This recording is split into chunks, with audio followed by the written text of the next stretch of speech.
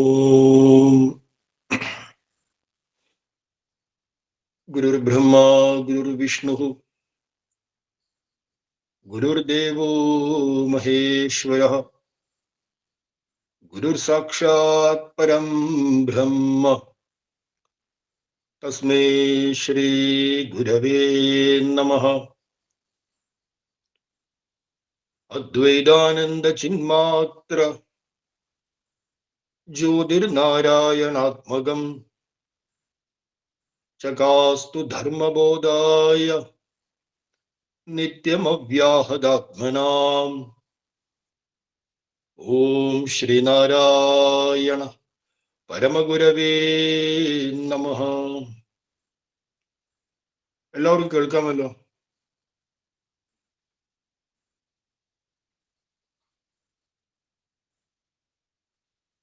കാണാമല്ലോ? ഓക്കെ. എല്ലാ സജ്ജനങ്ങൾക്കും സാദര നമസ്കാരം. സ്വാമി തിരുപാദങ്ങൾ രചിച്ച ശ്രീനാരായണ ധർമ്മം സ്മൃതി ഗ്രന്ഥമാണ് നമ്മൾ കഴിഞ്ഞ കുറച്ച് ദിവസങ്ങളെ അധ്യയനം ചെയ്തുകൊണ്ടിരിക്കുന്നത്. ഈ കൃതിയുടെ 8ാമത്തെ അധ്യായമായ പഞ്ചമഹായജ്ഞം, പഞ്ചമഹായജ്ഞത്തിലെ 191ാമത്തെ ശ്ലോകമാണ് കഴിഞ്ഞ ക്ലാസ്സിൽ മനനം ചെയ്തത്. ഈ ശ്ലോകത്തിൽ ഗുരു പറയുന്നു, ഏത് കുടുംബത്തിലാണോ ദമ്പതികള് അവിഛിന്നമായിരിക്കുന്ന പ്രേമ ഭാവത്തിൽ വർത്തിക്കുന്നത്, ആ കുടുംബത്തില് എല്ലാവിധമായ ഐശ്വര്യവും അനുഗ്രഹങ്ങളും വന്നു ചേരുമെന്ന് പറയുന്നു. അപ്പൊ എന്താണ് അവിഛിന്ന പ്രേമം എന്നുള്ളത് നമ്മൾ ചിന്തിച്ചു കഴിഞ്ഞതാണ്. പ്രേമം എന്ന് പറഞ്ഞു കഴിഞ്ഞാൽ ഒരു വ്യക്തിയുടെ ഏതെങ്കിലും ഒരു ഘടകം, ഒരു വ്യക്തിയുടെ ശാരീരികമായ ഘടകം, ആ വ്യക്തിയുടെ സ്വഭാവ ഗുണങ്ങള്, അങ്ങനെ ഏതെങ്കിലും ഒരു ഘടകം നമ്മുടെ ഉള്ളിൽ ഒരു വൃത്തിയെ ഉണ്ടാക്കുകയാണ്. ഏത് പ്രകാരത്തിലുള്ള വൃത്തിയാണത്? അത് നമ്മുടെ വ്യക്തിത്വത്തിന് അനുകൂലമായിട്ടുള്ള വൃത്തിയാണ്. അതുപോലെ നമുക്ക് ഹിതത്തെ പ്രദാനം ചെയ്യുന്ന വൃത്തിയാണ്, സുഖകരമായ വൃത്തിയാണ്, ഉദാത്തമായ ഒരു വൃത്തിയാണ്. ഇപ്രകാരം ഒരു വൃത്തി നമ്മുടെ ഉള്ളിൽ ജനിച്ചാൽ അതിനെ പ്രിയവൃത്തി എന്ന് പറയുന്നു.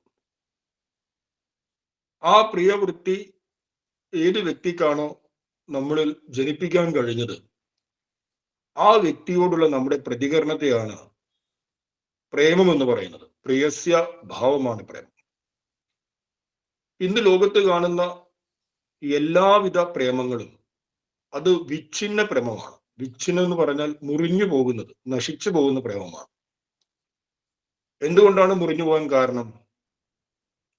കാരണം നമ്മുടെ ഉള്ളിൽ പ്രിയവൃത്തിയെ ജനിപ്പിച്ച ആ ഘടകം ഒരു നാൾ ഇല്ലാതാകും.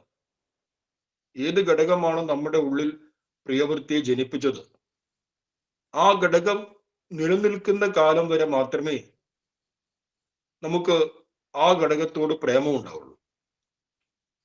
ഒരു വ്യക്തിയുടെ ബാഹ്യമായിരിക്കുന്ന ശാരീരിക സൗന്ദര്യമാണ് നമ്മുടെ ഉള്ളിൽ പ്രിയവൃത്തിയെ ജനിപ്പിച്ച ഘടകമെങ്കിൽ, ആ സൗന്ദര്യം ഏത് കാലം വരെ നിലനിൽക്കുന്നുവോ ആ കാലം വരെ മാത്രമേ ആ പ്രിയവൃത്തിയെ നിലനിൽക്കുകയുള്ളൂ.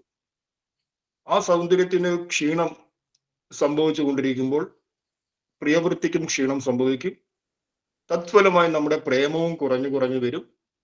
ഒടുവിൽ അത് പൂർണ്ണമായിട്ടും ഇല്ലാതായിട്ട് മാറും. ഇനി ഒരു വ്യക്തിയുടെ സ്വഭാവമാണ് നമ്മുടെ ഉള്ളിൽ പ്രിയവൃത്തിയെ ജനിപ്പിച്ചതെങ്കിൽ, ആ സ്വഭാവം കാലാന്തരത്തിൽ പരിവർത്തനപ്പെടുന്നതാണ്. ഒരു വ്യക്തിയുടെ സ്വഭാവം എല്ലാ കാലവും ഒരുപോലെ ആയിരിക്കും എന്നുള്ളതിന് യാതൊരു ഉറപ്പുമില്ല. സ്വഭാവം അനുനിമിഷം മാറി മാറി വരുന്നതാണ്. ആ സ്വഭാവം നാം ആദ്യം കണ്ട് പരിചയിച്ചൊരു സ്വഭാവമുണ്ട്. ആ സ്വഭാവമാണ് നമ്മുടെ ഉള്ളിൽ പ്രിയവൃത്തിയെ ജനിപ്പിച്ചത്. എന്നാൽ പിന്നീട് ആ വ്യക്തിയിൽ നിന്ന് ആ സ്വഭാവ ഗുണങ്ങളെ നമുക്ക് അനുഭവിക്കാൻ കഴിയുന്നില്ല. അപ്പോൾ എന്ത് സംഭവിക്കുന്നു? ആ വ്യക്തിയുടെ സ്വഭാവ ഗുണങ്ങൾ ക്ഷീണമായിട്ട് വരുന്ന സമയത്ത് നമ്മുടെ ഉള്ളിലെ പ്രിയവൃത്തിയും ക്ഷീണമായിട്ട് വരും. അങ്ങനെ ആ വ്യക്തിയോടുള്ള പ്രേമവും കുറഞ്ഞു കുറഞ്ഞു വരും. ഒടുവിൽ അത് പൂർണ്ണമായിട്ടും ഇല്ലാതായിട്ട് മാറും.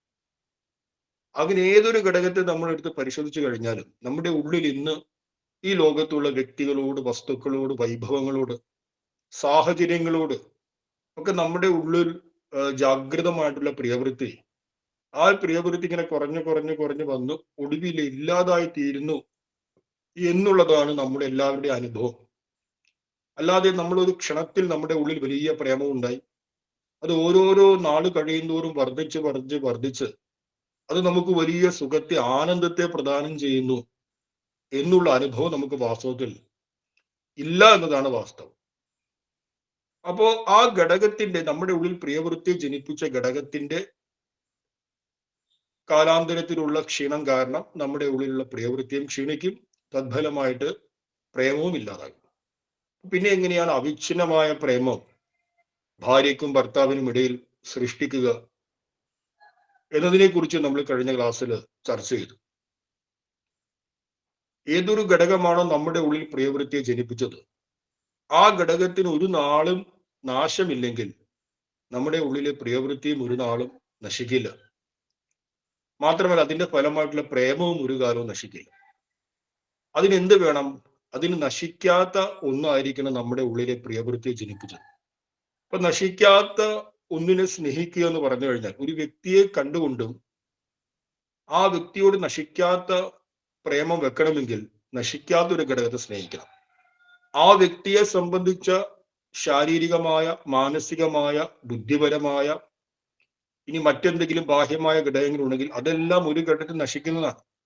നമ്മളൊരു വ്യക്തിയെ മുമ്പിൽ കണ്ടുകൊണ്ട് ഇരുന്നിട്ടും ആ വ്യക്തിയോട് നശിക്കാത്ത പ്രേമം വെക്കണമെങ്കിൽ ആ വ്യക്തിയുടെ ഉള്ളിൽ സ്ഫുരിക്കുന്ന നശിക്കാത്ത ആ സദ്വസ്തുവിനെ, ആത്മചൈതന്യത്തിനെ കണ്ട് ഭാവം ചെയ്ത് അതിനെ സ്നേഹിക്കാനുള്ള ഒരു പരിശീലനം നമ്മൾ കൊണ്ടുവരണം. അപ്പൊ ഇതൊരു ആത്മീയമായ പരിശീലനമാണ്. ഈ ആത്മീയമായ പരിശീലനത്തിലേക്ക് നമ്മൾ ഉയരണമെങ്കിൽ ഭാര്യയ്ക്കും ഭർത്താവിനും ഒരുപോലെ ആധ്യാത്മികമായ വീക്ഷണം ഉണ്ടായിരിക്കണം. ഗുരുവിന്റെ ദർശനത്തിൽ വ്യക്തമായ കാഴ്ചപ്പാടുണ്ടായിരിക്കണം. മാത്രമല്ല രണ്ടുപേരും ഉപാസന സാധനാദികളെ അനുഷ്ഠിക്കുന്നവരായിരിക്കണം. രണ്ടുപേരും വീട്ടില് ഗൃഹസ്ഥാശ്രമ ധർമ്മത്തെ അനുവർത്തിച്ച് ജീവിക്കുന്നതിന്റെ കൂടെ തന്നെ പഞ്ചമഹായജ്ഞങ്ങളും ദേവയജ്ഞവും ഉപാസനാദി കാര്യങ്ങളും ഒരേ മനസ്സോടുകൂടി അനുഷ്ഠിക്കുന്ന ആളുകളായിരിക്കും. അങ്ങനെയുള്ള ദമ്പതികൾക്കിടയിൽ അവിച്ഛിന്ന പ്രേമം നിശ്ചയമായിട്ടും ജാഗ്രതമാകുകയും ആ അവിച്ഛിന്ന പ്രേമത്തിന്റെ ഫലമായി സർവ്വവിധ ഐശ്വര്യങ്ങളും അനുഗ്രഹങ്ങളും അങ്ങനെയുള്ള ദമ്പതികൾ വസിക്കുന്ന കുടുംബത്തിലേക്ക് വരികയും ചെയ്യും. അപ്പൊ ഇതിൽ കണ്ടീഷൻ എന്ന് പറയുന്നത് ഭാര്യയും ഭർത്താവും ഒരുപോലെ ആധ്യാത്മികമായ വീക്ഷണം, ജ്ഞാനം നേടിയ ആളുകളായിരിക്കണം. അവർക്ക് രണ്ടുപേർക്കും നിത്യവും അനുഷ്ഠാനവും ഉപാസനയും ഉണ്ടായിരിക്കണം. നമ്മുടെ ഭാരതത്തിൽ ഇന്ന് എത്രയോ കുടുംബങ്ങൾ അങ്ങനെ ജീവിക്കുന്നുണ്ട്. നമുക്ക് കേരളത്തില് സാമാന്യ രൂപത്തിൽ അങ്ങനെയുള്ള കുടുംബങ്ങളെ കാണാൻ കഴിഞ്ഞില്ല എന്നതുകൊണ്ട് ഇങ്ങനെയുള്ള ജീവിതമൊക്കെ അപ്രായോഗികമാണ്. അങ്ങനെയൊന്നും ആർക്കും ജീവിക്കാൻ കഴിയില്ല. ഗൃഹത്തിൽ ഇരുന്നു കൊണ്ട് ആശ്രമ തുല്യം എങ്ങനെയാണ് ജീവിക്കാൻ സാധിക്കുക എന്നൊക്കെ നമ്മുടെ ഉള്ളിൽ ഈ കേരളത്തിന്റെ അന്തരീക്ഷത്തിൽ, കേരളത്തിന്റെ സാമൂഹ്യ പശ്ചാത്തലത്തെ നോക്കി അതിനെ മാത്രം പരിചയിച്ചുകൊണ്ട് ഇതൊക്കെ ഏതോ ഒരു വിദൂരമായ കാലഘട്ടത്തിൽ എവിടെയൊക്കെയോ നടക്കുന്ന കാര്യങ്ങളായി നമ്മളിൽ നിന്ന് അന്യമായ ഏതൊക്കെയോ ആശയമായി നമുക്ക് തോന്നിയേക്കാം. എന്നാൽ വാസ്തവത്തിൽ അങ്ങനെയല്ല.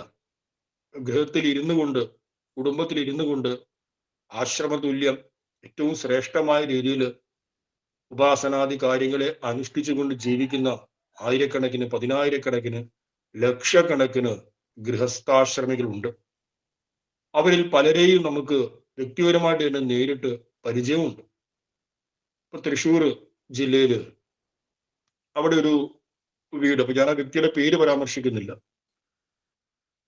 അദ്ദേഹം അറിയപ്പെടുന്ന ഒരു തന്ത്രിവര്യനാണ്, വലിയൊരു തന്ത്രിവര്യനാണ്. ഈഴവ സമുദായത്തിൽ ജനിച്ച് തൻ്റെ കഠിനമായ പരിശ്രമത്തിലൂടെ ഡോക്ടറേറ്റ് നേടി ഭാര്യാസമേതനായിട്ട് അദ്ദേഹം ഗൃഹസ്ഥാശ്രമ ജീവിതം വർത്തിക്കും.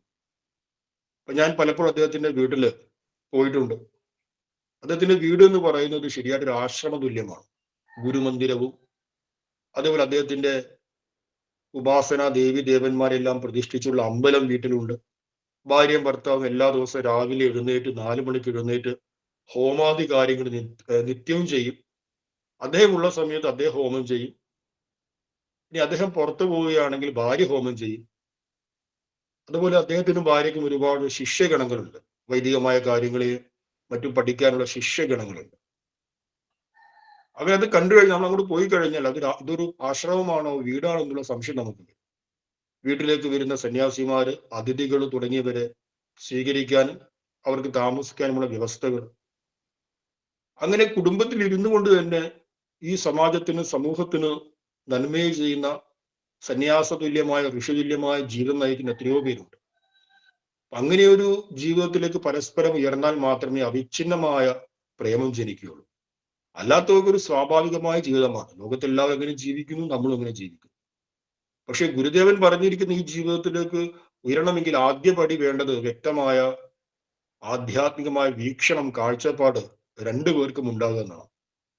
അതുകൊണ്ട് പണ്ട് കാലങ്ങളിൽ നമ്മുടെ ഗുരുകുല സമ്പ്രദായത്തിൽ പെൺകുട്ടിക്കും ആൺകുട്ടിക്കും അവര് ആധ്യാത്മികമായ അറിവ് പഠിക്കുന്നതോട് കൂടെ തന്നെ ആ ആധ്യാത്മികമായ അറിവിനെ അടിസ്ഥാനപ്പെടുത്തി എങ്ങനെ ഒരു കുടുംബജീവിതം നയിക്കാം എന്നുള്ളതിൻ്റെയും വ്യക്തമായ അധ്യയനം അവർക്ക് ലഭിച്ചിട്ടുണ്ടാകും.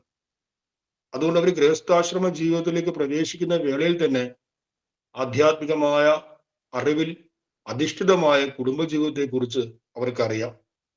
നമ്മുടെ ഇന്നത്തെ ഭൗതിക വിദ്യാഭ്യാസത്തിൽ ഒരുപാട് ഭൗതികമായ ജ്ഞാനത്തെ കൊടുക്കുന്നുണ്ട്.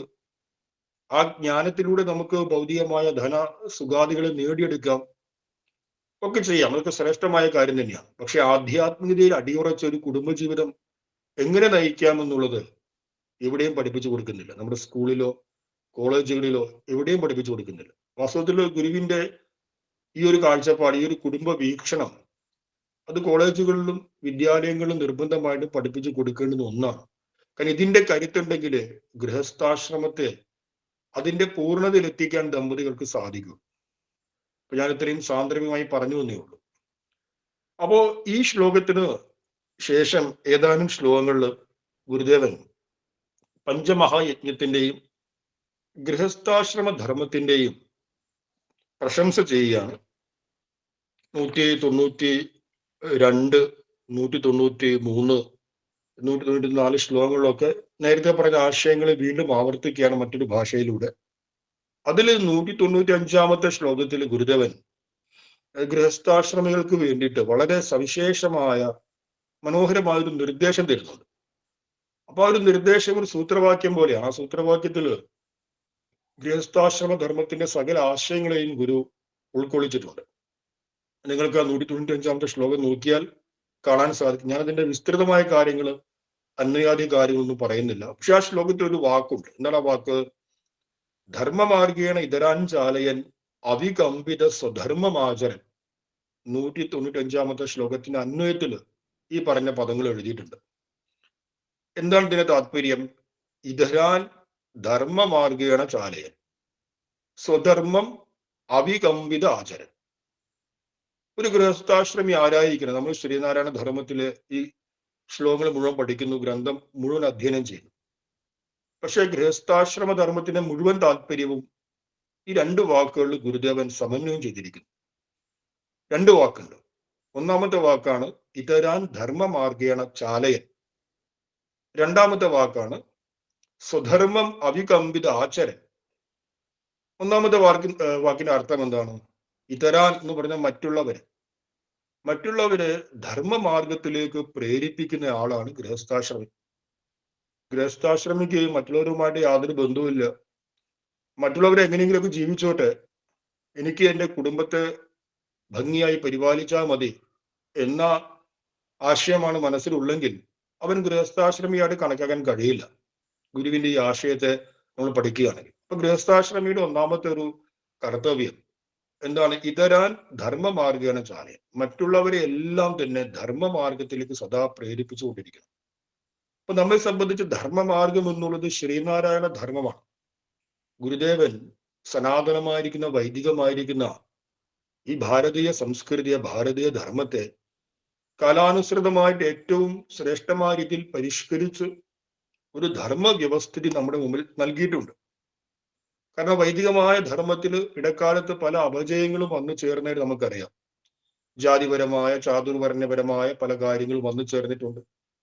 അതുപോലെ ആചാര അനുഷ്ഠാനങ്ങളിൽ പല അനാചാരങ്ങളും വന്നു ചേർന്നിട്ടുണ്ട്. ഇനി ശ്രേഷ്ഠമായ സാത്വികമായ ആചാര അനുഷ്ഠാനങ്ങൾ അത് എല്ലാവർക്കും ചെയ്യാൻ പാടില്ല, കുറച്ചു പേർക്ക് ചെയ്യാൻ പാടുള്ളൂ, സ്ത്രീകൾക്ക് ചെയ്യാൻ പാടില്ല. അങ്ങനെ പല പല പല കാര്യങ്ങളും മാലിന്യങ്ങളും ഇടക്കാലത്ത് ഈ ശ്രേഷ്ഠമായ വൈദിക ധർമ്മത്തിലേക്ക് കടന്നു വന്നിട്ടുണ്ട്.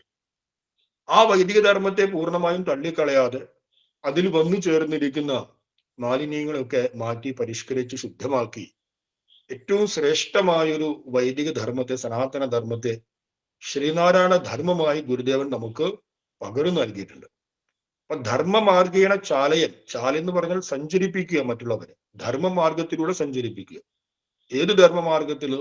ഈ ശ്രീനാരായണ ധർമ്മം എന്ന് പറയുന്ന ഈ മഹനീയമായ ധർമ്മമാർഗത്തിലേക്ക് എല്ലാവരെയും സഞ്ചരിപ്പിക്കുക എന്നുള്ളത് ഒരു ഗൃഹസ്ഥാശ്രമിയുടെ കർത്തവ്യമാണ്. അല്ലാതെ ആ കർത്തവ്യമൊക്കെ ഏതെങ്കിലും ഒരു സന്യാസിയിലോ ഏതെങ്കിലും ഒരു ആത്മീയ സംഘടനയിലോ മാത്രമല്ല. നമ്മൾ ഗൃഹസ്ഥാശ്രമിയാണ് ഓരോരുത്തരും. ഗൃഹസ്ഥാശ്രമിയായിരിക്കുന്ന ഓരോരുത്തരുടെയും അനിവാര്യമായ കർത്തവ്യമാണ് എല്ലാവരെയും ശ്രീനാരായണ ധർമ്മം എന്ന് പറയുന്ന ഈ മഹനീയമായ വഴിയിലേക്ക് നയിക്കുക എന്നുള്ളത്. അങ്ങനെ ആ വഴിയിലേക്ക് നയിക്കണമെങ്കിൽ എന്ത് വേണം? പറയുന്നു, സ്വധർമ്മം അവികമ്പിത ആചരൻ. ഇതാണ് രണ്ടാമത്തെ നിർദ്ദേശം. സ്വധർമ്മം അവികമ്പിത ആചരൻ. അവികമ്പിത എന്ന് പറഞ്ഞാൽ കമ്പനമില്ലാതെ, ഇളകാതെ, ഒരു പ്രകാരത്തിലും യാതൊരു പ്രകാരത്തിലും ഇളക്കമില്ലാതെ ഗുരുദേവൻ ഗൃഹസ്ഥാശ്രമികൾക്ക് വേണ്ടി നൽകിയിരിക്കുന്ന ജീവിത മര്യാദകളെ, ആ ജീവിത മര്യാദകളിൽ അടിയുറച്ച് അതിനെ പാലിക്കുന്നു. അപ്പൊ ഗുരുദേവൻ നൽകിയിരിക്കുന്ന ഗൃഹസ്ഥാശ്രമ ജീവിത മര്യാദ വളരെ സിമ്പിളാണ്. നമ്മളിതിന്റെ ഈ അധ്യായത്തിന്റെ ആമുഖത്തിൽ പഠിച്ചു. പഞ്ചമഹായജ്ഞങ്ങളാണ്. ഈ 5 യജ്ഞങ്ങളും നിത്യവും ആചരിക്കുന്ന ഒരു വ്യക്തിയാണ് എന്ത് പറയുന്നത്? അവികമ്പിത സ്വധർമ്മമാചരം എന്ന് പറയുന്നത്. ഇളകാതെ സ്വധർമ്മത്തെ ആചരിക്കുന്ന വ്യക്തി. അങ്ങനെ ഗുരു ഉപദിഷ്ടമായ ഗൃഹസ്ഥാശ്രമ ധർമ്മത്തെ സ്വന്തം ജീവിതത്തിൽ ഇളകാതെ ആചരിച്ച് ആ ധർമ്മത്തെ മറ്റുള്ളവർക്ക് കൂടി പറഞ്ഞു കൊടുത്ത് മറ്റുള്ളവരെയും ധർമ്മമാർഗത്തിലേക്ക് പ്രേരിപ്പിക്കുന്ന വ്യക്തിയാണ് ഗൃഹസ്ഥാശ്രമം. അപ്പൊ ഗൃഹസ്ഥാശ്രമ ധർമ്മത്തിന്റെ മുഴുവൻ താല്പര്യവും ഈ വാക്കുകൾ ഗുരുദേവൻ സമന്വയം ചെയ്തിരിക്കുന്നു. ഈ വാക്കുകൾ നമ്മൾ ഹൃദിസ്ഥമാക്കണം. എന്താണ് വാക്കുകൾ? ഇതരാൻ ധർമ്മമാർഗേണ ചാലയൻ സ്വധർമ്മം അവികമ്പിത ആചരൻ. പിന്നീട് 198 മുതൽ ഏതാണ്ട് 208 വരെയുള്ള ശ്ലോകങ്ങൾ, 199 മുതലാണ് 208 വരെയുള്ള ശ്ലോകങ്ങളിൽ സ്ത്രീകളുടെ ഋതുചര്യയെക്കുറിച്ചും അതേപോലെ ഗർഭകാല പരിചരണത്തെക്കുറിച്ചും ദമ്പതികളുടെ മൈഥുന സമാചാര കർമ്മം, നമുക്കൊരു നല്ല പുത്രൻ ജനിക്കണമെങ്കിൽ ഏത് പ്രകാരത്തിൽ, ഏത് കാലത്തിൽ, ഏത് ഭക്ഷണം കഴിച്ച് ഏത് പ്രകാരത്തിൽ മൈഥുന സമാചാരത്തെ നിർവഹിക്കാം എന്നുള്ള ഗൃഹസ്ഥാശ്രമ ധർമ്മത്തിന് അനിവാര്യമായ ചില കാര്യങ്ങളെ കുറിച്ച് ഗുരുദേവൻ നിർദ്ദേശിക്കുന്നു. അപ്പൊ അത് ആയുർവേദത്തിന്റെയും മറ്റ് വൈദ്യശാസ്ത്രത്തിന്റെയും അടിസ്ഥാനത്തിൽ നമ്മൾ ആ ശ്ലോകങ്ങളെ മനനം ചെയ്ത് അതിന്റെ അർത്ഥത്തെ സ്വയം മനസ്സിലാക്കുക. അപ്പൊ ശ്ലോകം 198 വീണ്ടും ഗൃഹസ്ഥാശ്രമ ധർമ്മത്തെ പ്രകീർത്തിച്ചുകൊണ്ട് ഗുരു പറയുന്നു, ശ്രേയപ്രേയപ്രദോ ധർമ്മ സതു സർവോത്തമോ ഭുവി തഥോ മഹത്തര കസ്യാത് വിശേഷോ മർത്യ ജന്മനി. ശ്ലോകം 198. ശ്രേയപ്രേയപ്രദോ ധർമ്മ സതു സർവോത്തമോ ഭുവി തഥോ മഹത്തര കസ്യാത് വിശേഷോ മർത്യ ജന്മനി. ഗുരു പറയുന്നു, സർവോത്തമ തഥാ മഹത്തര, ഇതിനേക്കാൾ മഹത്തരമായിട്ട് മറ്റൊരു കാര്യവും തന്നെയില്ല. ഇത് സർവോത്തമമാണ്. ഏതാണ് സർവോത്തമം? സഹ ധർമ്മ.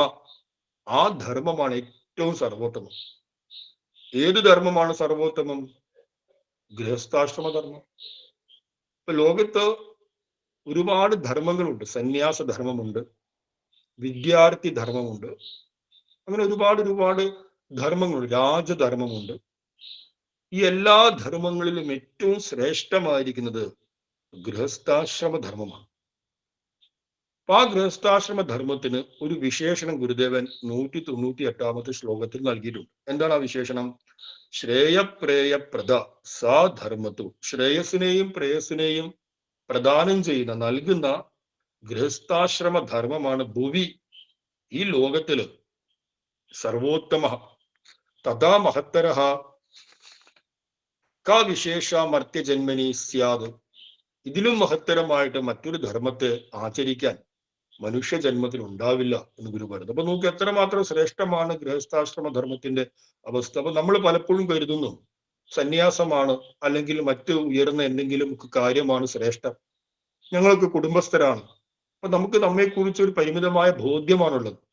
നമ്മൾ കുടുംബസ്ഥരാണ്, അതുകൊണ്ട് ഞങ്ങൾക്ക് ഒരുപാട് പരിമിതികളുണ്ട്. മറ്റുള്ളവർക്ക് ഒരുപാട് ശ്രേഷ്ഠമായ കാര്യങ്ങൾ ചെയ്യാൻ വേണ്ടി വിശേഷമായ ജന്മമാണ് എന്നൊക്കെ നമ്മൾ കരുതുന്നു. പക്ഷെ ഗുരു ഇവിടെ അടിവരയായിട്ട് പറയുന്നു ഭുവി എന്നാണ് പറഞ്ഞിരിക്കുന്നത്. ഈ ലോകത്തിൽ തന്നെ ഏറ്റവും ശ്രേഷ്ഠമായ ജീവിതമാണ് മനുഷ്യ ജന്മത്തിൽ. ഇതിൽ പരം ഒരു അനുഗ്രഹിക്കപ്പെട്ട ജീവിതം ലഭിക്കാനില്ല. ഏത് ജീവിതമാണ്? ഗൃഹസ്ഥാശ്രമധർമ്മമാണ്. ഭാര്യ, ഭർത്താവ്, കുഞ്ഞുങ്ങളായിട്ട് ഗൃഹത്തില് ആധ്യാത്മികമായ കാഴ്ചപ്പാടോടുകൂടി ജീവിക്കുക എന്ന് പറയുന്ന ഗൃഹസ്ഥാശ്രമ ധർമ്മത്തെക്കാൾ മഹത്തരമായിട്ട് വലുതായിട്ട് മറ്റൊന്നുമില്ല എന്ന് പറയും. ആ ധർമ്മം ശ്രേയസിനെയും പ്രേയസിനെയും പ്രദാനം ചെയ്യുന്ന ധർമ്മമാണ്. ശ്രേയസ് പ്രേയസ് എന്നുള്ള വാക്ക് നമുക്ക് പരിചിതമാണ്. ഗുരുകൃതികൾ പഠിക്കുന്ന ആളുകൾക്ക് ഗുരുവിന്റെ കൃതികളിൽ പല ഭാഗങ്ങളായി കാണാവുന്ന വാക്കുകളാണ് ശ്രേയസ്സും പ്രേയസ്സും. നമ്മുടെ ഹോമമന്ദിരത്തിലും ആ വാക്കുകൾ ഗുരുദേവൻ പ്രയോഗിച്ചിട്ടുണ്ട്. ശ്രേയശ്ച പ്രേയശ്ച പ്രയച്ഛ സ്വാഹ എന്നുള്ളത്. അപ്പൊ അതിൽ ആ വാക്കുകളിൽ, ഇപ്പൊ സംസ്കൃത വാക്കുകളിൽ ഞാൻ പല ക്ലാസ്സുകളും പറഞ്ഞിട്ടുണ്ട്, ഒരു ധാതു പ്ലസ് ചില പ്രത്യയങ്ങൾ ചേർത്തിട്ടാണ് ഒരു പദം ഉണ്ടാക്കുന്നത്. അപ്പൊ ഇതിൽ ഇ എസ് എന്ന് പറയുന്ന ഒരു പ്രത്യയം ചേർത്തിട്ടുണ്ട്. ഇ എസ് എന്ന് പറഞ്ഞാൽ അതൊരു പ്രത്യയമാണ്. ആ പ്രത്യയം ചേർത്ത് കഴിഞ്ഞാൽ ആ പദം പൂർണ്ണമായി നമുക്ക് ലഭിക്കില്ല. നമ്മൾ സംസ്കൃത വ്യാകരണം പഠിക്കുന്ന സമയത്ത് മനസ്സിലാക്കാൻ കഴിയും.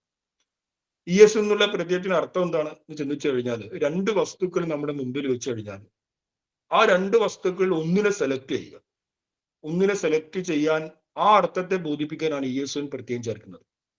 ആ ഇ എസ് പ്രത്യയങ്ങൾ കുറെ പരിവർത്തനം വന്നിട്ടാണ് ശ്രേയസ് പ്രേയസ് എന്നുള്ള വാക്ക് കിട്ടിയത്. അപ്പൊ ശ്രേയസ് എന്നുള്ള വാക്കിന്റെ അർത്ഥം അതിശയേന പ്രശസ്യം എന്നാണ്. അതിശയേന പ്രശസ്യം. പ്രശസ്യം മീൻസ് സ്തുതിക്കുവാൻ യോഗ്യമായത്, ശ്രേഷ്ഠമായത് എന്നെല്ലാം അർത്ഥം.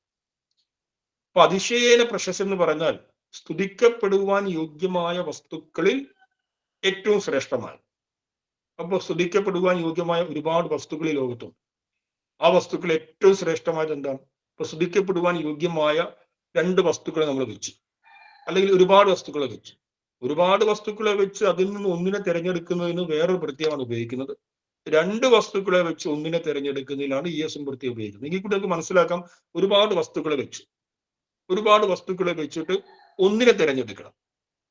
അപ്പോൾ അതിശയേന പ്രശസ്തി എന്ന് പറയുമ്പോൾ സ്തുതിക്കുവാൻ യോഗ്യമായ ഒരുപാട് വസ്തുക്കൾ നമ്മുടെ മുമ്പിൽ ഇങ്ങനെ നിരത്തി വെച്ചിരിക്കുക.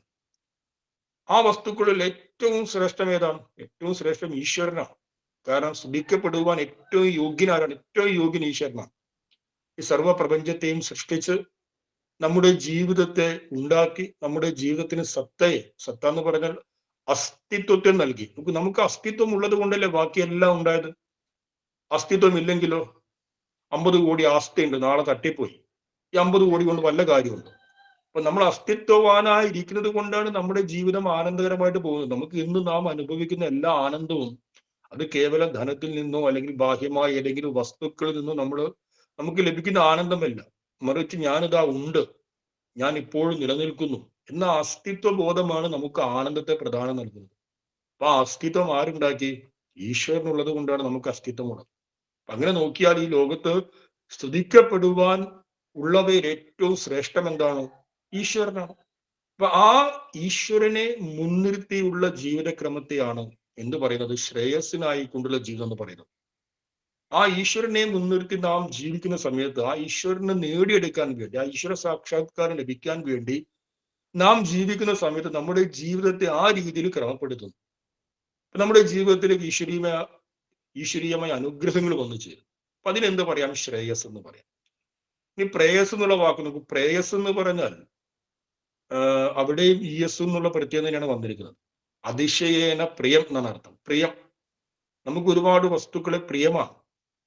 അങ്ങനെ ഒരുപാട് പ്രിയകരമായ വസ്തുക്കൾ നമ്മുടെ മുമ്പിൽ ഇങ്ങനെ നിരത്തി വെച്ചു കഴിഞ്ഞാൽ അവയിൽ നമുക്ക് ഏറ്റവും പ്രിയത്തെ നൽകുന്ന ചില വസ്തുക്കൾ നമ്മൾ തിരഞ്ഞെടുക്കണം. ഏറ്റവും പ്രിയത്തെ നമുക്ക് നൽകുന്ന വസ്തുക്കൾ എന്തൊക്കെയാണ് നമ്മൾ ആലോചിച്ചാൽ മനസ്സിലാക്കാൻ സാധിക്കും. ഏറ്റവും പ്രിയകരമായ വസ്തുക്കൾ നാം നേടിയെടുക്കാൻ വേണ്ടിയുള്ള പ്രയത്നം, ഏറ്റവും പ്രിയകരമായ വസ്തുക്കൾ നമ്മളിലേക്ക് വന്നു ചേരുന്നു, അതിന് പ്രേയസ് എന്ന് പറയും.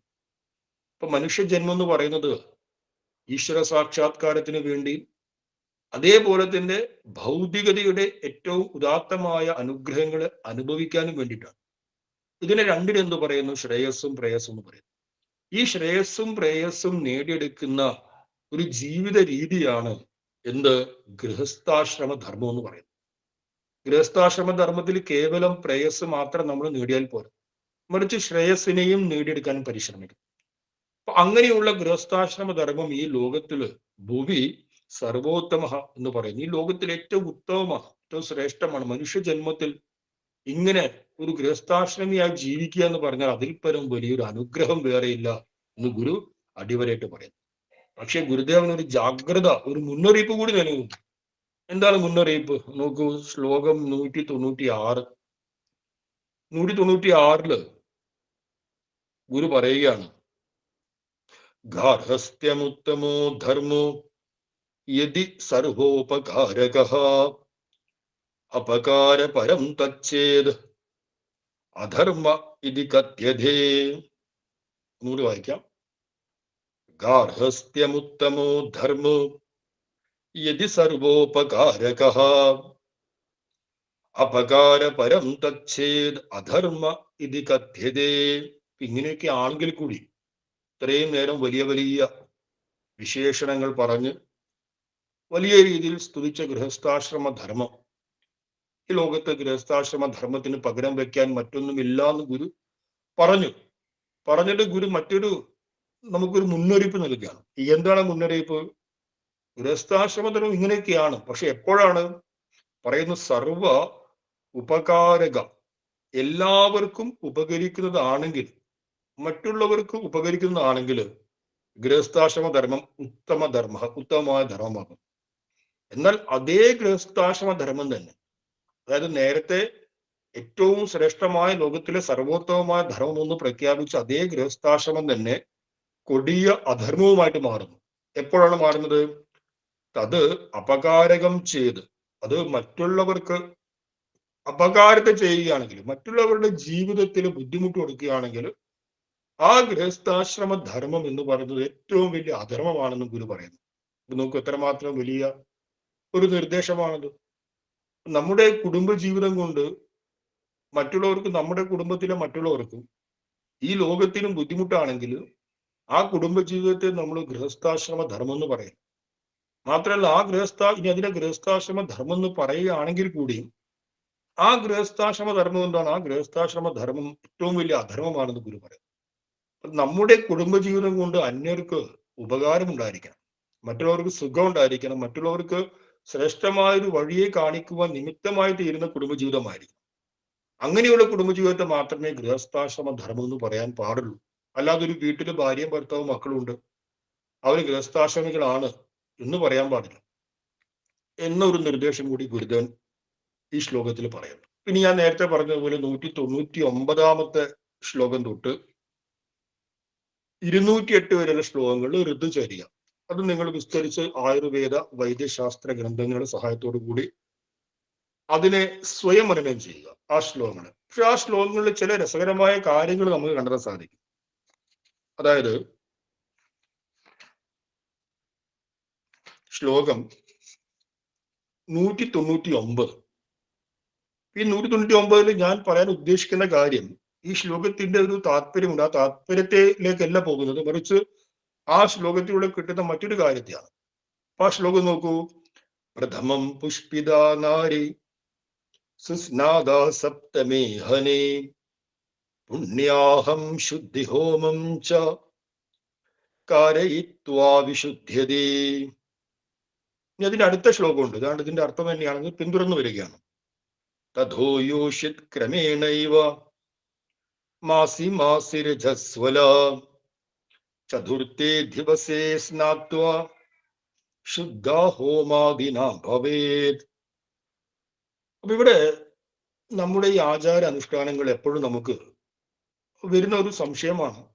ഋതുമതിയായ രജസ്വലയായ ഒരു പെൺകുട്ടിക്ക് ഈശ്വരോപാസന ചെയ്യുവാൻ സാധിക്കുന്നു? വാസ്തവത്തില് ഈശ്വരോപാസന ചെയ്യാൻ, വ്യക്തിപരമായി ഈശ്വരോപാസന ചെയ്യാൻ ഒരു പ്രകാരത്തിലുമുള്ള ശുദ്ധിയും അശുദ്ധിയും അത് നമ്മെ ബാധിക്കുകയില്ല. വ്യക്തിപരമായിട്ട് ഞാൻ എൻ്റെ വീട്ടില് എനിക്ക് വ്യക്തിപരമായിട്ട് ഉപാസന ചെയ്യുക, ഞാൻ ഭഗവാന്റെ ഫോട്ടോ വെച്ച് വിളക്ക് കൊളുത്തി വ്യക്തിപരമായിട്ട് ഭഗവാനെ പൂജിക്കുന്നു, എന്റെ വൈയക്തികമായ ഉപാസന, അവിടെ യാതൊരു പ്രകാരത്തിലുള്ള ശുദ്ധി അശുദ്ധിയും വരില്ല. ഒരു ക്ഷേത്രമോ ഗുരുമന്ദിരമോ അങ്ങനെയുള്ള പൊതുവായ കേന്ദ്രങ്ങളിലാണ് നമ്മൾ നിയമങ്ങൾ വെക്കുന്നത്, അത് വേറെ വിഷയം. പക്ഷെ നമുക്ക് ഈ ശ്ലോകങ്ങളിൽ ഒരു രസകരം മീൻസ് ഒരു ഉദാത്തമായ കാര്യത്തെ മനസ്സിലാക്കാൻ സാധിക്കും.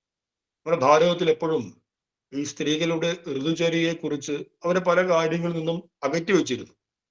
എന്തിനു പറയുന്നു? സ്ത്രീകൾക്ക് ഒരിക്കലും ഈശ്വരോപാസന ചെയ്യുക, സ്ത്രീകൾ അമ്പലത്തിൽ ശ്രീകോവിലിൽ കയറി പൂജിക്കുക, ഇതൊന്നും നമ്മൾ കാണുന്നില്ല സാമാന്യമായിട്ട്.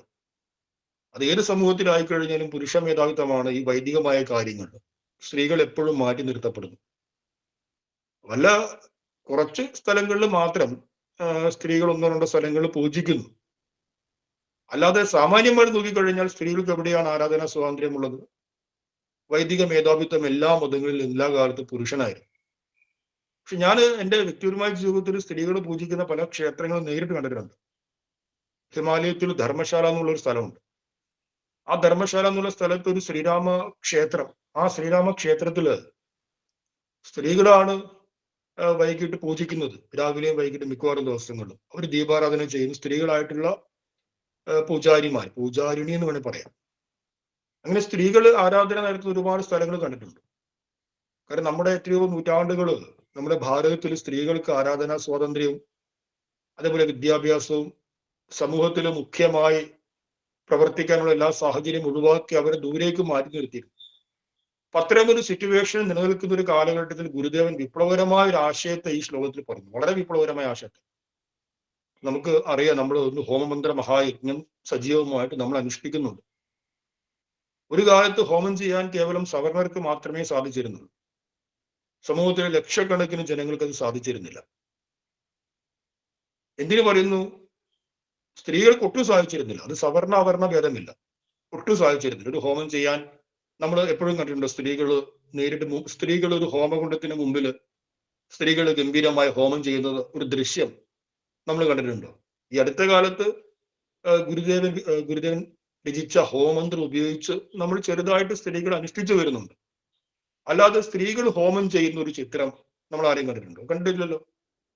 അപ്പൊ അങ്ങനെ ഒരു പശ്ചാത്തലം നിലനിൽക്കെ ഗുരുദേവൻ വലിയൊരു വിപ്ലവകരമായ നിർദ്ദേശത്തെ ഈ ശ്ലോകത്തിലൂടെ പകർന്നു നൽകുന്നു. എന്താണ് നിർദ്ദേശം? നോക്കൂ, പ്രഥമം പുഷ്പിത നാരി, ഒരു പെൺകുട്ടി ആദ്യമായിട്ട് ഋതുമതിയായി കഴിഞ്ഞാൽ ആ ഋതുചര്യയുടെ ഭാഗം എന്താണെന്ന് എല്ലാ കുടുംബസ്ഥർക്കും വിശേഷിച്ച് സ്ത്രീകൾക്കും അറിയാം, എന്തൊക്കെ ചെയ്യണം, എന്തൊക്കെ ചെയ്യണമെന്ന്. പക്ഷെ ഗുരു പറയുന്നു, ഈ കാര്യങ്ങൾ ചെയ്യുന്നതിന്റെ കൂട്ടത്തിൽ മറ്റൊരു കാര്യം ചെയ്യണം. സപ്തമേ അഹനി, 7ാമത്തെ ദിവസം സുസ്നാദ പുണ്യാഹം ശുദ്ധിഹോമം ച കാരേതി. 7ാമത്തെ ദിവസം എന്ത് ചെയ്യണം? 7ാമത്തെ ദിവസം കുളിച്ച് ഹോമം ചെയ്യണം എന്ന് ഗുരു പറഞ്ഞിരിക്കുകയാണ്. ഇനി അടുത്ത ശ്ലോകത്തിൽ വീണ്ടും പറയുന്നു, ചതുർത്ഥേ ദിവസേ സ്നാത്വ ഹോമാദിന ശുദ്ധ ഭവേത്. 200ാമത്തെ ശ്ലോകത്തിൽ ആദ്യമായിട്ട് ഋതുമതിയാകുന്ന പെൺകുട്ടി ആ ഋതുമതിയായ കാലഘട്ടത്തിന്റെ 7ാമത്തെ ദിവസം കുളിച്ച് ഹോമം ചെയ്യണം. ഇനിയോ പിന്നീട് മാസി രജസ്വല, പിന്നീട് നിരന്തരം രജസ്വലയാകുന്ന ഒരു പെൺകുട്ടി ചതുർത്ഥേ ദിവസേ സ്നാത്വ, 4ാമത്തെ ദിവസം കുളിച്ച് ഹോമം ചെയ്യണം എന്ന് ഗുരു പറയും. ഒരു സ്ത്രീയോട്, അതും രജസ്വലയായ ഒരു സ്ത്രീയോട് കുളിച്ച് താങ്കൾ ചെയ്യേണ്ടുന്നത് ഹോമമാണ് എന്ന് ഗുരു വ്യക്തമായിട്ട് ഈ ശ്ലോകത്തിലൂടെ നമ്മെ ബോധിപ്പിക്കുകയാണ്. അപ്പൊ വൈദികമായ ഏതൊരു ആചാരാനുഷ്ഠാനങ്ങളിലും, അത് ഹോമമാകട്ടെ പൂജയാകട്ടെ എന്തും ആകട്ടെ, സ്ത്രീകൾക്ക് തുല്യമായ പ്രാധാന്യമുണ്ട് എന്നുള്ള വളരെ വിപ്ലവകരമായ ഒരു കാര്യം കൂടി നമുക്ക് ഈ ശ്ലോകത്തിൽ മനസ്സിലാക്കാൻ സാധിക്കും. ഈ ശ്ലോകം നിങ്ങൾ പോയിന്റ് ചെയ്ത് വെക്കണം. ആരെങ്കിലും ചോദിക്കും, ഗുരുദേവൻ ഹോമം ചെയ്യാനൊക്കെ പറഞ്ഞിട്ടുണ്ടോ? ആ പറഞ്ഞിട്ടുണ്ടല്ലോ. ഹോമം ചെയ്യാൻ പറഞ്ഞിട്ടുണ്ടെന്ന് മാത്രമല്ല, സ്ത്രീകൾക്ക് അവര് ഋതുമതികളായി കഴിഞ്ഞാൽ, അവര് രജസ്വലകളായി കഴിഞ്ഞാൽ ചതുർത്ഥേ ദിവസേ സ്നാത്വ ഹോമാദിന ശുദ്ധാവവേത്. 4-ാമത്തെ ദിവസം കുളിച്ച് ഹോമം ചെയ്യാൻ വേണ്ടി ഞങ്ങളുടെ ഗുരു ഞങ്ങളോട് പറഞ്ഞിട്ടുണ്ട് എന്ന് നമ്മൾ തിരിച്ചു പറയാം. അതിനുവേണ്ടി നമുക്ക് ഇത്തരത്തിലുള്ള ആശയങ്ങളൊക്കെ മനനം ചെയ്ത് വെക്കുന്നത് നന്നായിരിക്കും. അപ്പൊ 208-ാമത്തെ ശ്ലോകം വരെ ഏതാണ്ട് ഇതേ ആശയങ്ങൾ മുന്നോട്ട് പോകുന്നു. അത് കഴിഞ്ഞ് വീണ്ടും 211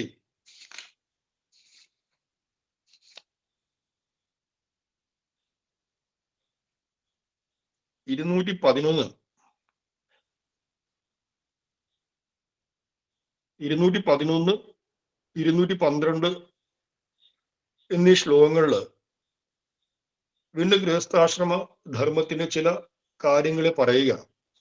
ഞാൻ ഈ ഗ്രന്ഥത്തെ അതിനെ ക്രമമായിട്ട് പഠിക്കാത്തത് അതിന്റെ ആശയങ്ങൾ പല പല ഒരു ശ്ലോകത്തിൽ പറഞ്ഞ ആശയം അതിന്റെ ഒരു തുടർച്ച നമുക്ക് ഒരു 10 ശ്ലോകം കഴിഞ്ഞ് വരുന്ന ശ്ലോകത്തിൽ കാണാൻ സാധിക്കും. ഒരു ആശയത്തിന് തുടർച്ചയ്ക്ക് വേണ്ടിയിട്ടാണ് പല പല ശ്ലോകങ്ങൾ എടുത്തു പറയുന്നത്. അപ്പൊ 211-ാമത്തെ ശ്ലോകത്തില് അതിനു മുമ്പുള്ള ശ്ലോകം 210-ാമത്തെ ശ്ലോകത്തില് അതിനു മുമ്പ് ശ്ലോകമുണ്ട്. എനിക്ക് തോന്നുന്നു 209-ാമത്തെ ശ്ലോകം. ഇപ്പൊ വളരെ ഗൃഹസ്ഥാശ്രമിക്ക് അനുഷ്ഠിക്കേണ്ടതായിട്ടുള്ള ചില പ്രധാനപ്പെട്ട നിർദ്ദേശങ്ങൾ സ്വാമി തിരുപ്പാദങ്ങൾ പറയുകയാണ്. ഈ ആശയങ്ങളൊക്കെ വാസ്തവത്തിൽ വളരെ ഉദാത്തമായ ഒരു ആശയമാണ്. കാരണം ഓരോ കുടുംബസ്ഥനും നിർബന്ധമായിട്ട് അറിഞ്ഞിരിക്കേണ്ടുന്ന ഒരു ആശയമാണ്. എന്താണ് ഗുരു പറയുന്നത്? ഗുരു പറയുന്നു, ഒരു ഗൃഹസ്ഥാശ്രമി ആരുടെയൊക്കെ സേവനത്തിൽ മുഴുകണം. നമ്മള് പല ആളുകളെയും സേവനത്തിൽ തത്പരരായിട്ട് ഭവിക്കുമല്ലോ. ഓരോരുത്തർ ഓരോരോ ചില ആളുകൾ രാഷ്ട്രീയ പാർട്ടിക്ക് വേണ്ടി പ്രവർത്തിക്കുന്നു, രാഷ്ട്രീയ പാർട്ടിയിലൂടെ ജനങ്ങൾക്ക് വേണ്ടി പ്രവർത്തിക്കുന്നു. അങ്ങനെ പലരും പല സേവനത്തിൽ തത്പരരാണ്. അപ്പൊ ഗൃഹസ്ഥാശ്രമി ആരുടെയൊക്കെ സേവനത്തിൽ തത്പരരായിരിക്കണം എന്ന് ഗുരു 209-ാമത്തെ ശ്ലോകം തൊട്ട് കുറച്ച് ശ്ലോകങ്ങളിൽ പറയുന്നുണ്ട്. ഗുരു ആ ശ്ലോകത്തിൽ പറയുന്നു, ആഗർഭ ശിശോഹോ അന്ത്യശയ്യാശയ ജനാത്. നമുക്ക് ഒരു സന്തോഷം നൽകുന്ന ഒരു നിർദ്ദേശമാണ്. ഒരു ഗർഭത്തിലുള്ള ശിശു തൊട്ട് മരണശയ്യയിൽ കിടക്കുന്ന ഒരാൾ വരെയുള്ള മുഴുവൻ ആളുകളുടെയും സേവനം ഗൃഹസ്ഥാശ്രമി ചെയ്യണം. ഒരു ശിശു ഗർഭസ്ഥ ശിശുവായി കഴിഞ്ഞാൽ ആ ഗർഭത്തിലുള്ള ശിശുവിന്റെ സേവനം പോലും ഒരു ഗൃഹസ്ഥാശ്രമിയുടെ ധർമ്മമാണ്. ആ ശിശു ജനിച്ച് വളർന്ന് വികാസം പ്രാപിച്ച് പ്രായമായി മരണാസനായി കഴിഞ്ഞാൽ അന്ത്യശയ്യാശയ ജനാത്ത്, ആ മരണാസനായി കിടക്കുന്ന ആളുകളുടെ, ഒരു ഗർഭസ്ഥ ശിശുവിന്റെ തൊട്ട് മരണാസനായി കിടക്കുന്ന ആളുകളുടെ വരെ സേവനം ഗൃഹസ്ഥാശ്രമം ചെയ്യേണ്ടതാണെന്ന് പറയുന്നു. അപ്പോൾ എല്ലാവരെയും അതിൽ ഉൾപ്പെടുത്തി സകല ജീവജാലങ്ങളുടെയും സേവനം ചെയ്യേണ്ടതാണെന്ന് പറയുന്നു. ഇനി കുറച്ചുകൂടി ബുദ്ധിമതി എന്ന് പറഞ്ഞു കഴിഞ്ഞാൽ ഗൃഹസ്ഥാശ്രമ ധർമ്മത്തെക്കുറിച്ച്, അതിന്റെ സിദ്ധാന്തത്തെക്കുറിച്ച്, അതിന്റെ ആചാര വിചാരങ്ങളെ കുറിച്ച് വ്യക്തമായ ധാരണയുള്ള ഗൃഹസ്ഥാശ്രമികൾ, ആ ഗൃഹസ്ഥാശ്രമികൾ എന്തിനു ചെയ്യണം? സമുദായസ്യ രാഷ്ട്രസ്യ ധർമ്മസ്യ അർത്ഥസ്യ കൃതേ പ്രയതന്തി എന്ന് പറയുന്നു. ശ്ലോകം 210. ഒരു ഗൃഹസ്ഥാശ്രമി സമുദായത്തിന് വേണ്ടി പ്രവർത്തിക്കണം. തന്റെ സമുദായത്തില് ഐക്യമുണ്ടാക്കാൻ, തന്റെ സമുദായത്തില് വളർച്ച ഉണ്ടാക്കാൻ വേണ്ടിയിട്ട് സമുദായ സംഘടനയുമായി ചേർന്ന് പ്രവർത്തിക്കണം. ഇത് ഗുരു നമുക്ക് നൽകിയിരിക്കുന്ന നിർദ്ദേശമാണ്. ഞങ്ങൾക്ക് ജാതിയില്ല, മതമില്ല, ഒന്നുമില്ല, ഒരു ജാതി, ഒരു മതം, ഒരു ദൈവം. നമുക്ക് സ്വാമി തൃപ്പാദങ്ങളുടെ ആശയങ്ങൾ നമ്മൾ സ്വീകരിക്കുമ്പോൾ ബുദ്ധിയില്ലാതെ സ്വീകരിക്കാൻ പാടില്ല. വളരെ വ്യക്തമായ ബുദ്ധിയോടുകൂടി സ്വീകരിക്കണം. ഒരിക്കലും ഒരു സന്യാസിയോട് ഒരാൾ ചോദിച്ചു, സ്വാമി, നിങ്ങളുടെ മതം പറയുന്നത്, അപ്പൊ ആ സന്യാസി അല്പം ഈ ഹിന്ദുമത കാര്യങ്ങളിൽ അല്പം തീവ്രമായിട്ട് സംസാരിക്കുന്ന ഒരു സന്യാസിയാണ്. ഹിന്ദു മൗലികവാദി എന്ന് പറയാൻ സാധിക്കില്ല, എങ്കിൽ കൂടി ഹിന്ദുമതത്തിന്റെ കാര്യങ്ങളിൽ തീവ്ര നിലപാടെടുക്കുന്ന സന്യാസിയാണ്. അപ്പൊ ആ സന്യാസിയോട് ഒരാൾ ചോദിച്ചു, സ്വാമിജി, അങ്ങ് ഇങ്ങനെ ഹിന്ദു വർഗീയവാദിയാകാൻ പാടുണ്ടോ? കാരണം നിങ്ങളുടെ മതം എന്താണ് പഠിപ്പിക്കുന്നത്? ലോകാ സമസ്ത സുഖിനോ ഭവന്തു എന്നല്ലേ, ഈ ലോകം മുഴുവനും സുഖമുണ്ടാകട്ടെ എന്നല്ലേ നിങ്ങളുടെ മതം പഠിപ്പിക്കുന്നത്? അങ്ങനെയുള്ള നിങ്ങൾ വർഗീയമായി ചിന്തിക്കാൻ പാടുണ്ടോ സ്വാമിജി എന്ന് ചോദിച്ചു. ഉടനെ ആ സ്വാമിജി പറഞ്ഞു, അതിന് ലോകാ സമസ്ത സുഖിനോ ഭവന്തു എന്ന് പറയാനെങ്കിലും കുറച്ചാൾ വേണ്ടതെന്ന് ചോദിച്ചു. ലോകാ സമസ്ത സുഖിനോ ഭവന്തു എന്ന് ആര് പറയും? അങ്ങനെ പറയാനെങ്കിലും കുറച്ച് ഹിന്ദുക്കൾ വേണ്ടേ? അപ്പൊ അങ്ങനെ പറയാനെങ്കിലും കുറച്ച് ഹിന്ദുക്കൾ ഉണ്ടാകട്ടെ എന്ന് കരുതിയിട്ടാണ് ഞാൻ ഹിന്ദു മതത്തിന് വേണ്ടിയിട്ട് ഈ തരത്തിൽ അല്പം വർഗീയമായിട്ട് ചിന്തിക്കുന്നത് എന്ന് സ്വാമിജി പറയുകയുണ്ടായി. ഞാനതൊരു വേറൊരു ആശയം നമുക്ക് ഉദാഹരണമായിട്ട് മനസ്സിലാക്കാൻ വേണ്ടി നമ്മൾ പറയുക. എന്തുദാഹരണം? ഒരു ജാതി, ഒരു മതം, ഒരു ദൈവം എന്ന് പറയാനെങ്കിലും കുറച്ച് ആൾക്കാർ വേണ്ടേ? ആര് പറയും ഒരു ജാതി, ഒരു മതം, ഒരു ദൈവം? സ്വാമി തൃപ്പാദങ്ങളുടെ ആശയത്തെ ഈ ലോകത്തിന് മുമ്പായിട്ട് ആരാണ് അവതരിപ്പിക്കുന്നത്? നമ്മൾ മറ്റേതെങ്കിലും സമൂഹത്തെ നോക്കൂ, അവരെല്ലാവരും ഗുരുവിനെ അംഗീകരിക്കുന്നുണ്ട്. സാമാന്യമായിട്ട് ഗുരുവിനെ കുറിച്ച് വളരെ പ്രശംസിച്ച് പറയുന്നു. ഗുരുവിന്റെ ദർശനം സർവകാല പ്രസക്തമാണെന്ന് എല്ലാവരും പറയുന്നു. പക്ഷേ ഗുരുവിന്റെ ദർശനത്തെ ഉൾക്കൊണ്ടുകൊണ്ട് ആ ദർശനത്തെ സമൂഹത്തിൽ പ്രചരിപ്പിക്കുന്നത് ആരാണ്? പ്രചരിപ്പിക്കുന്നത് കേവലം ശ്രീനാരായണീയർ മാത്രമാണ്. കുറച്ചുപേര് ഉണ്ട്, ഞാൻ ഇല്ല എന്ന് പറയുന്നില്ല. പക്ഷേ ഗുരുവിനെ ഈശ്വരനായി കണ്ട് ഗുരുവിന്റെ ഈശ്വരീയ ഭാവത്തിൽ അടിയുറച്ച് ഇരുന്നു കൊണ്ട് ഇന്നും സമൂഹത്തിൽ ഗുരുവിന്റെ ദർശനത്തെ ലൈവായി നിലനിർത്തുന്നത് ലക്ഷക്കണക്കിന് വരുന്ന ശ്രീനാരായണ സമൂഹമാണ്. ശ്രീനാരായണ സമൂഹത്തെ മാറ്റിക്കഴിഞ്ഞാല് ഇവിടെ ഗുരുദർശനമുണ്ടോ? ആരെങ്കിലും പ്രചരിപ്പിക്കുമോ? ഒരിക്കലും പ്രചരിപ്പിക്കില്ല. അപ്പൊ അങ്ങനെ ഒരു ജാതി, ഒരു മതം, ഒരു ദൈവം എന്ന് പറയാനെങ്കിലും 10 ആള് വേണ്ടേ? നമ്മളിങ്ങനെ ജാതിയില്ല, മതമില്ല, ദൈവമില്ല, അല്ലെങ്കിൽ ഞാൻ എല്ലാത്തിനെയും ഉൾക്കൊള്ളുന്നു പറഞ്ഞ് ഒരു ഉട്ടോപ്യൻ രീതിയിൽ ഇതിനൊന്നും സ്വീകരിക്കരുത്. മറിച്ച് ഒരു ജാതി, ഒരു മതം, ഒരു ദൈവം എന്ന് പറയാനെങ്കിലും ഒരു സമുദായം ഇവിടെ നിലനിൽക്കണം. നിങ്ങൾ ചരിത്രം നോക്കിയാൽ നിങ്ങൾക്ക് മനസ്സിലാക്കാൻ കഴിയും. അതായത് ഇവിടെ ഏറ്റവും ജാതീയത, ജാതി വിവേചനം ഏറ്റവും രൂക്ഷമായത് ഏതേത് സമുദായങ്ങൾക്ക് ആധിപത്യം സമൂഹത്തിൽ ഉള്ള കാലത്താണ് ജാതീയത രൂക്ഷമായതും ചിന്തിക്കുക. ഏതേത് സമുദായങ്ങൾ സംഘടനയുടെ കരുത്ത് നേടി ആധിപത്യം നേടിയതിന് ശേഷമാണ് സമൂഹത്തിലെ ജാതീയത കുറഞ്ഞത് എന്ന് ചിന്തിക്കുക. 100 കൊല്ലം മുമ്പ് ജാതീയത രൂക്ഷമാകുന്ന കാലഘട്ടത്തിൽ ഏതേത് സമുദായങ്ങൾക്കായിരുന്നു സമൂഹത്തിൽ ആധിപത്യം? അതിനുശേഷം 903 ശേഷം സ്വാമി തൃപ്പാദങ്ങൾ തിരോധാരം ചെയ്ത് പിന്നീട് 903 അതേപോലെ 928 കാലങ്ങളിൽ പല പല സംഘടനകൾ ആവിർഭൂതമായി. ചില സമുദായങ്ങൾ സമൂഹത്തിൽ ശക്തി നേടി. ആ ശക്തി നേടിയതിന്റെ ഫലമായിട്ട് ജാതീയത കുറഞ്ഞു.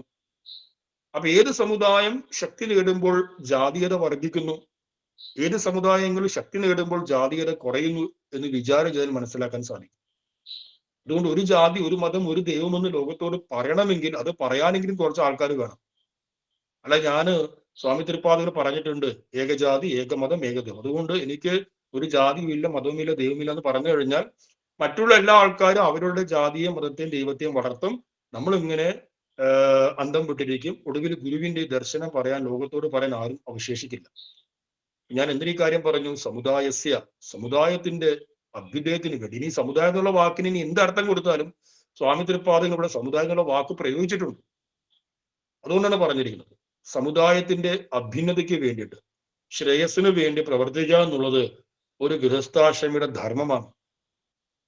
ഒരുപാട് സമുദായങ്ങൾ ചേരുന്ന ഒന്നിനെയാണ് എന്ത് പറയുന്നത്? രാഷ്ട്രം എന്ന് പറയുന്നത്.